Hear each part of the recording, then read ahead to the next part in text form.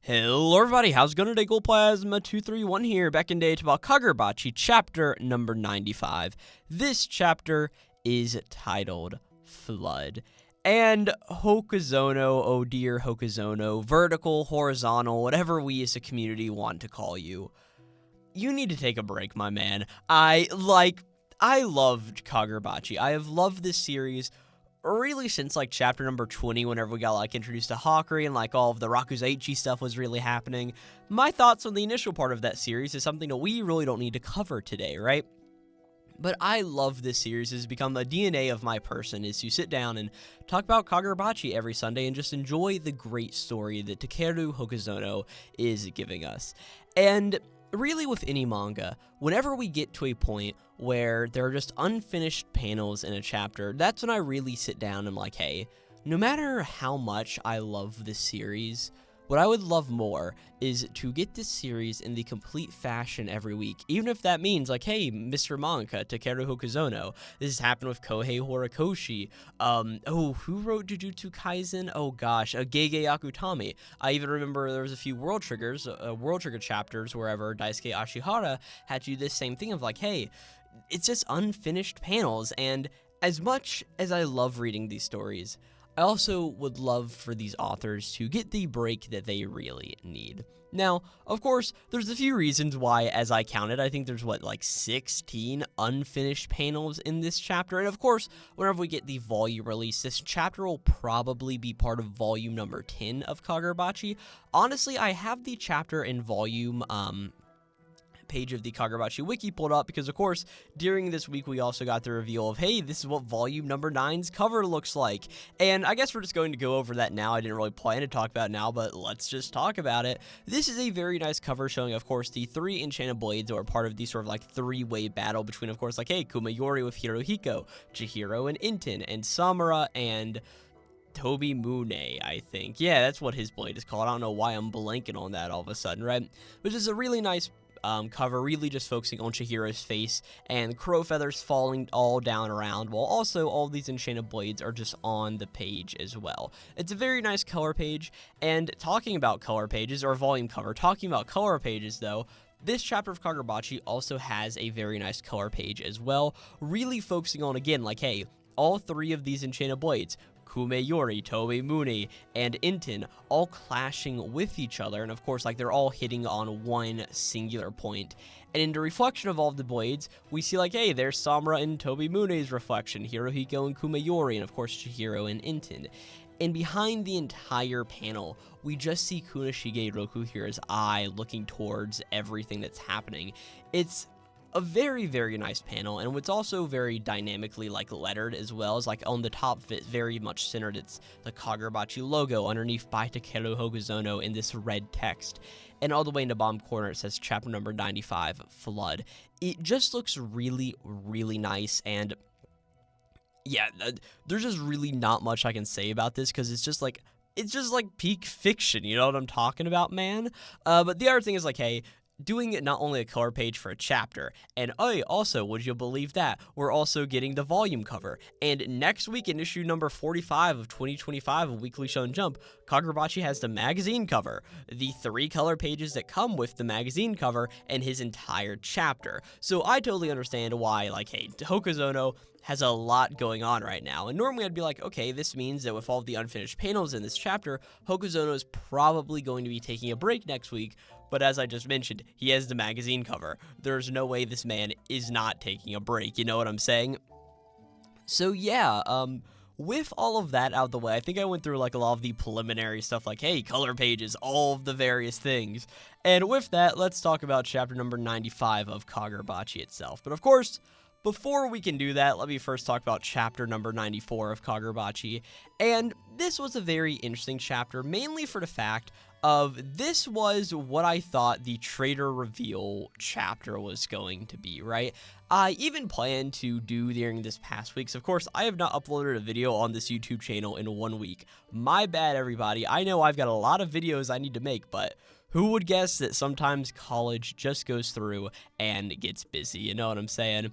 But either way, through all of that, I was planning to do like a fully scripted video about like, hey, my thoughts on the full Kagurabachi trade review, because a lot of you in my comments on the last video are like, this guy doesn't know what he's talking about. This was what we all wanted trade reveal to be. It wasn't going to be a good reveal anyway. And I sort of feel like I was very negative on that chapter in that video. I was sort of wanting to make another video to rectify that, because like the ending moment of last chapter, if Yura like activating the Magatsumi is just a really cool thing. Oh, also something about last chapter, there were the 2 mistranslations of malediction, which should have been Magatsumi. And what was it, like Hiyuki? No, it wasn't Hiyuki, it was like Hiyuyaki or whatever. It was Hyuki spelled wrong pretty much, but it also got translated back to Hyuki and Magatsumi. Viz actually went through and changed it, which is a very nice thing for them to do pretty much, right? But last chapter was all about like, hey, Kasen seems to be the traitor guy. He's like, no, I don't want you colluding with all of this hawkery, and like, don't touch that blade and all of this various stuff. He did a little bit of things there. Yura ended up using the Shinuchi and starting to, yeah, do all the things with Magatsumi, and eventually he got like both Aruha and Natsuki by the neck. Fun fact, there's also a little bit of a weird paneling error last time, as we see like he grabs Aruha by his left hand and Natsuki by his right hand, but then whenever we see Aruha on the next panel being held at the mouth pretty much by Yura, it's in his right hand, and that's even an inconsistency that keeps happening into the next chapter as well. So I'm a little interested to see how that all works out, you know what I'm saying? But yeah, that was the last chapter. Kasen got revealed to be the traitor, and oh man, Yura is now wielding the power of Magatsumi. This isn't good, you know what I'm saying, right? But this chapter of Kagurabachi, chapter number 5, again titled Flood, starts off with some simple narration coming from Kasen here in the moment. As Kasen is just explaining all of this, so of course, like, hey, it was what? Hakari, Kiri, Ichiki, and Azami. That's right, all of the E's are here right now, right? But pretty much Kasen just saying, powerful dynasties of sorcerers like the Sazanami clan have existed in various places since antiquity. Until recently, though, their activities were only known in the underworld. Sorcery was practiced in the shadows. It was during the Seitei War 18 years ago that the public became aware of sorcerers, and their activities intensified. The Kabanabi as a group is what brought order to this country, an agency of sorcerers established by the government. We as a united front are strong, but we're also a cobbled together bunch with no real legacy. Powerful traditional lineages feel no need to yield to us. Even today, we remain in a tense deadlock with all of those families. We're only barely maintaining a minimal semblance of public order. Yes, that's right, Hakari. The fact that your family was able to keep the Rakuzachi afloat just shows how limited our reach truly is. I believe that if we had the ability to bring all of those powerful clans under our umbrella, that we could establish a true law and order. But those lineages will never bend to lukewarm threats. And that's why we need an all-powerful weapon. In other words, that's why we need the enchanted blades. And hearing all of this, of course, Kasen is just like looking down generally at like the Shinuchi, which is currently like leaking all of the spirit energy, as like Yura is absorbing it and doing all of his things, using it pretty much, right? And Ichiki's like, hey, Kasen, we've been over this. We beat that horse to death right after the war. The Shinuchi Enchanted Blade caused the malediction, the greatest atrocity of all time. And Kasen's like, no, the Shinuchi did not commit that crime. It was all of the Sword Saint's volition. We should execute the Sword Saint to establish a new bear, and then harness its power. And Ichiki's like, no, but it was the Swordmaster's crime, but the Enchanted Blade executed it. The Enchanted Blade is also to blame, Kasen. The true depths of these swords were powers that were even unfathomable, even to Kunishige Rokuhira. We can't rule out the possibility of another malediction. As long as that risk remains, using that power is not an option. And that's why we contained all of the enchanted blades and established an education system to cultivate the knowledge to all of our successors. We have a long road ahead of us, but even if we don't see to live it, human beings must build a peaceful world. And as Ichiki is sort of saying all of this, we just see a few images of like Rokuhira himself, and of course, the world of Kagurabachi, of Japan here in the moment, and just the peace that can be obtained if these blades didn't exist, and if sorcery wasn't a driving force here, pretty much. And Kasen just continues saying, "Yes, that is a consensus the Kabanabe reached 18 years ago. However, we cannot perfectly rule with that approach. This world needs the enchanted blades. Very few agreed with me back then, but I harbored that conversation in secret, and I maintained my position as the leader. All for this day. We can finally begin to establish order with the enchanted blades." And Ichiki's like, what do you mean, like by conspiring with thugs and professing all of these lofty ideals? As Kasen's like, oh, I'm prepared to make many sacrifices for a brighter future, including my pride, including the lives of the sword bearers who go down with the sword saint whenever he dies, including Rokuhira's life. And including all of you who resist me here today. As we see that Kasen turns around, holding up 2 fingers in the sorcery movement, getting ready to cast all these various things. Hawkeye sees this and sort of gets ready to react, holding up his hands, getting ready to fire off in a so here in the moment. But none of that matters. We just turn the page, as we see that Kasen's face is just completely scrunched in by a single fist. As all of a sudden, the panel just fades black, as we see that Azami came through and just completely decimated Kasen here. He punched him in the face and threw him all the way against the wall, cracking the facade pretty much, right? And Azami's like, hey, Mr. Ichiki, you go ahead and interrogate him. He should know every last Hishaku sorcerer here in the HQ, right? And Ichiki pretty much agrees with him and like, hey, but excuse me, Azami, where are you going? As we see that Azami walks into an elevator, and he's just like, oh, I'm going to kill the Hishaku leader.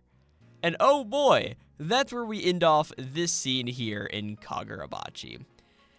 And I probably should save this for the final thought section, but I really just want to talk about this conversation that Ichiki and Kasen have right now, because it's very interesting the 2 ways they're looking at the usefulness of the enchanted blades. On one hand, and I think really the view that everybody, all of the readers, are really supposed to understand and get with, is the way that Ichiki's viewing it, like, hey, these enchanted blades were something that was needed for the war, but now they're just causing more chaos. Yes, it wasn't exactly the Shinuchi or the Magatsumi that made the malediction happen, but it was the catalyst for which it was able to occur through the Sword Saint's will, right?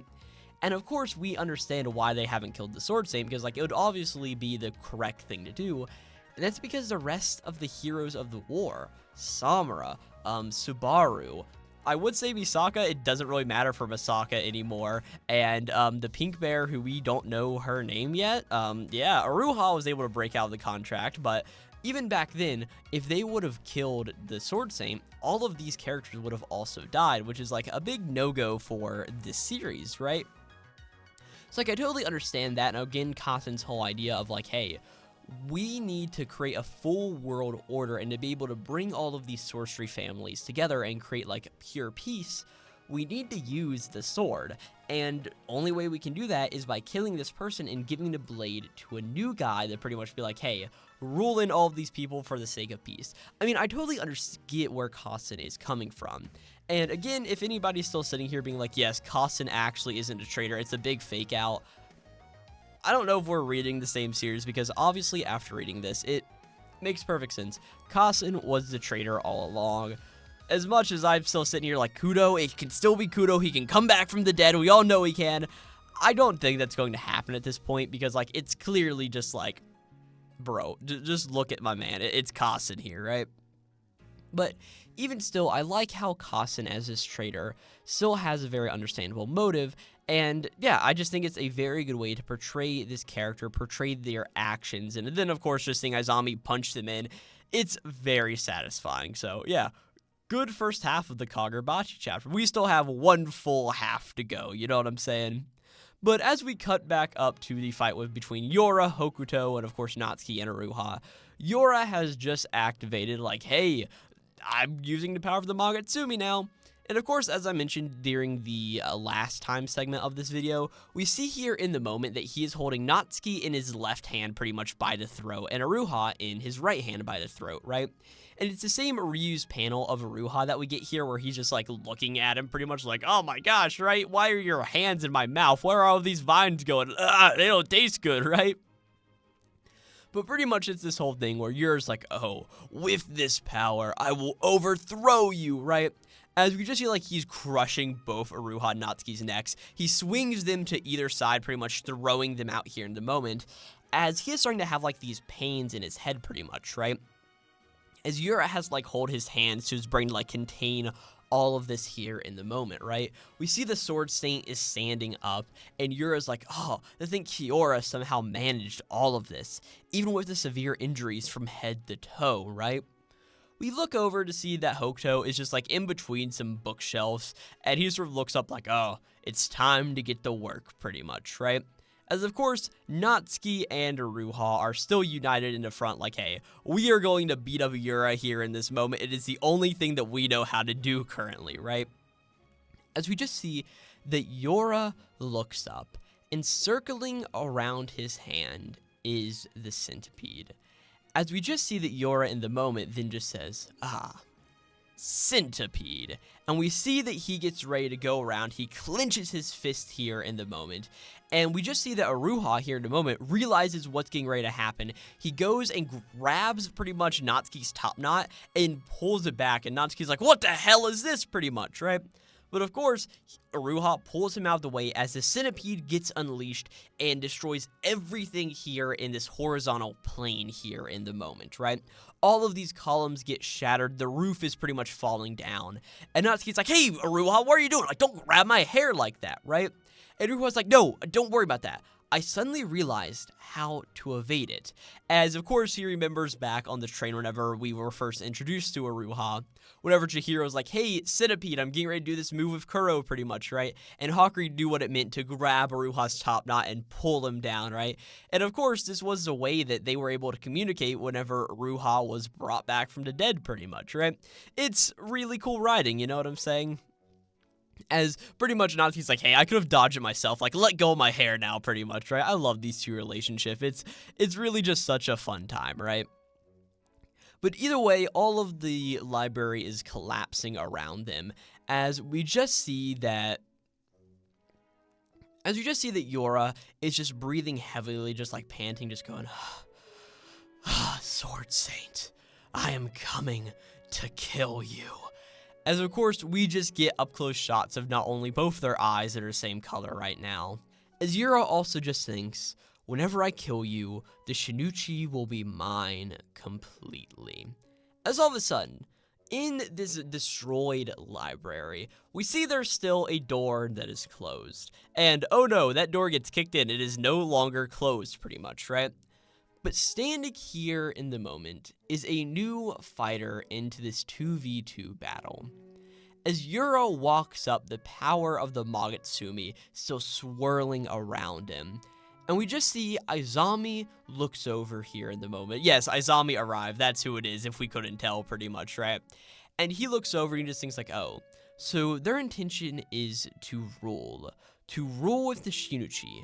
I can only imagine the endless horrors that could lie beyond. As we now cut back up to where Kasen is like dying on the ground pretty much, and Kasen's like, no, it's futile, it's the power of the Shinichi. As Ichiki's just like, hey, when he said he was merely younger, Azami was strictly being humble. His sorcery is truly outstanding. Kudo, I know that when you told Hakurei that Azami is on another level, that you meant on every single level. I have faith. Azami, he'll stop them. as here in the moment, the final page of this chapter is Azami standing here conjuring a lightning bolt in his hand as we get a full page spread as Azami's getting ready to throw hands, and he just says, hey, don't worry, Rokuhira, you can rest in peace. And that's where we end this chapter, number 95 of Kagurabachi. Now, this last half of the chapter is just strictly cool. Again, one of the things that sort of like brings the like emotion and like feeling of this chapter down is of course the unfinished panels, but I mentioned all of those at the beginning of the video. I don't really feel like sitting down here and rehashing all of that again, right? But just seeing Azami finally get this moment, like, hey, we thought he was going to be fighting the Samurai Shaku, or as we now know, Hokuto's puppet, right? But of course, now in the moment, we fully understand what Azami's role in this arc was truly to be, and that is to fight Yura like this here in the moment. And honestly, if I'm going to make another incorrect prediction for how this chapter of Kagurabachi is going to go, or at least the next chapter, because every time I've ever made a Kagurabachi prediction, it has gone famously wrong. So, you know what? Here is my prediction for next chapter, right? I still think that with Kasen out of the way, Hakuri is still going to try to transport the Shinichi into the storehouse. That's still his goal, so I think Hakuri is still going to be working on that with the help of Kiri, and of course Ichiki, who is now like talking with Kasen, trying to figure out all the stuff about all these possessed, pretty much Kabanagi members here in the moment, right? And of course, our other main battle here, it seems like Yura and Natsuki, or not Yura and Natsuki, Yura and Azami are going to be fighting blow to blow pretty much. And hey, we're going to see Azami use more of a sorcery here, which is going to be really awesome. Natsuki and Aruha, I think, are going to be more relegated to like, hey, we're going to have to deal with Hokuto, and I feel like they are going to end up persevering at the end of the day. And also, the big idea is like next chapter, we get the magazine cover and 2 color pages, or really 3 color pages, the like full double color page spread, and also the like initial color page that comes at the first part of a chapter if Hokazono has time to draw that pretty much, right? And I feel like it would only be like right or thematic to have Chihiro and Samura appear in one of 2 places. That is either like chapter number 99 or 100, like, hey, end of chapter number 99, they appear, 100, they're here now, right? They're doing all of the battle, doing all of that stuff. Or it's like, hey, chapter 100, they arrive at the end of it, big hype moment. Or it's next chapter. And really, depending on how this chapter went, I was going to be like, okay, they're going to appear chapter number 96. And at this point, I really think it's more likely that they're going to be showing up in that 99 to 100 range, and that we're going to be just seeing a bunch more aftermath, like, hey, Yura versus, oh, why Azami? That's what it is now. Why am I blanking on his name all of a sudden, right? We're going to be seeing this battle happen, and here, around chapter 100, is when Chihiro and Samura will show up to quote-unquote save the day. Samura fending off Yura, or the Sword Saint, and then Chihiro going by Hakuri's side to help protect him, as of course, he's a samurai. He's Hakuri's samurai. They're definitely not gay for each other. I don't know what you all are talking about, right? This definitely isn't a yaoi manga. This is, I mean, it's just Shonen Jump, right? I mean, it's what we have in these series, right? But either way, I hope you guys enjoyed this video on Kagurabachi chapter number 95. Again, this chapter was titled Flood. I'm gonna be real, I don't exactly know what that chapter title means, like a flood of emotions, like the flood of like this ongoing tide of battle pretty much, right? Like, I don't really know, but oh, I just bumped the mic and like hit it all the way, almost 360ing that thing. I don't know. Okay, that happened. Yeah, where was even my train of thought there? Yeah, Flood, the chapter title. It's a fine chapter title. I don't know what Kagurabachi chapter titles mean. It's my fault at this point, right? But yeah, I hope you guys enjoyed this video on Kagurabachi chapter number 95. If you did enjoy it, I've covered Kagurabachi plenty of other times on this YouTube channel. I started at chapter 96, and I've gone all the way to this point right here. We've got 5 more chapters till chapter 100, and whenever that happens, it's going to be a good old time. So yeah, I hope you guys enjoyed it. The playlist of all of those other Kagurabachi videos will be in the description box of this video, along with the end card of this YouTube video. And yeah, I'll catch you guys next time for Kagurabachi chapter number 96. And of course, next time we should be getting a big magazine cover color page, all of the really cool stuff, and who knows, even very soon, we should be getting the anime announcement as well. I think we're having a Kagurabachi popularity poll or a character popularity poll coming soon, so like, there's a lot of awesome stuff. Right now, it's a great time to be a Kagurabachi fan, and I'm glad that I can be a video that you guys watched about this chapter. I'll catch you guys next time. This will be Glowplasma, signing out. Bro, Hakuri better touch the Shinichi and get, like, not corrupted or taken over, but just something to where Chihiro needs to save him. It would be, like, peak shonen, and all I care about in this life is just peak shonen manga. Like, come on, Chihiro and Hakuri, you two need to interact more. I need this relationship to bloom and blossom. I'll catch all of you guys next time.